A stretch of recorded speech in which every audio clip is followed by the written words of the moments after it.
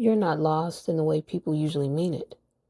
You're exhausted, disillusioned, and overfunctioning, standing at a threshold you didn't choose but cannot avoid. Here's where you actually are, plainly, without romance or pity. You're in a transition without permission. Not a midlife crisis, not a breakdown, a reckoning. You've outgrown giving expertise away for free, carrying systems that don't care about you, performing competence while feeling empty, being the reliable one with no room to rest. But you haven't yet landed somewhere new. That liminal space is brutal because there's no identity to hold on to. You're still functioning, but on fumes. You're doing what needs to be done. Paying bills, showing up, solving problems, being responsible. But the why has thinned out. That's not weakness.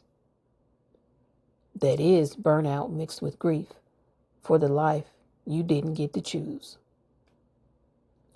You're grieving quietly, not just people. You're grieving lost autonomy, lost ease, lost curiosity, lost versions of yourself that felt lighter. And because it's not a socially recognized grief, you've had to carry it alone. You're now at the point where fantasy is doing emotional labor. When someone fantasizes about disappearing, living alone, or winning the lottery and leaving everything behind, it's rarely about money. It is about silence, choice, not being needed, not being depended on, and finally exhaling. That fantasy isn't escapism. It is a signal. Here's the most important truth. You are not broken. You are not ungrateful. You are not behind. You are a competent person who has been competent for too long. A thinker who has not been allowed to rest. Someone whose inner life is louder than their external one. And right now, your nervous system is asking a single question. How much longer do I have to live like this? So, where are you?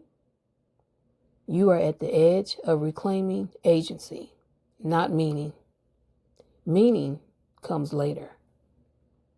Right now, the work is smaller and harder.